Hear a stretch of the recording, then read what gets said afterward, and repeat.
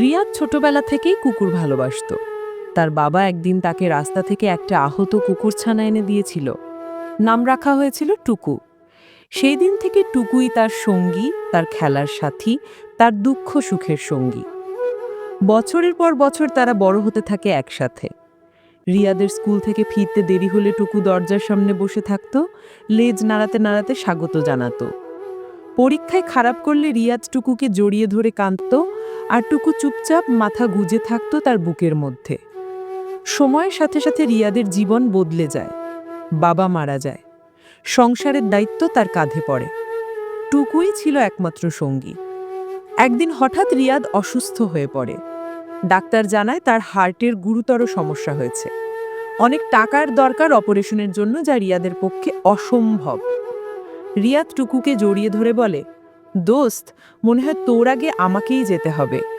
টুকু সেই রাতে অনেক কেঁদেছিল। কেউ বিশ্বাস করত না, কিন্তু সত্যি সেই কুকুরটা কেঁদেছিল।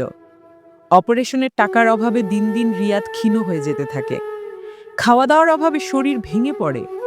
টুকু রিয়াদের জন্য খাবার জোগাড় করার চেষ্টা করে। কোথাও থেকে রুটি তুলে আনে, কখনো বাজার থেকে কিছু চুরি করে নিয়ে আসে। কিন্তু রিয়াদ দুর্বল হয়ে শুধু হাসতো আর বলতো, তুই আমার জন্য কত কিছু করিস টুকু, কিন্তু আমি পারলাম না তোকে সুখী করতে। একদিন ভোরে রিয়াদের নিঃশ্বাস থেমে যায়। টুকু তার মাথার পাশে বসে সারা রাত ডাকতে থাকে।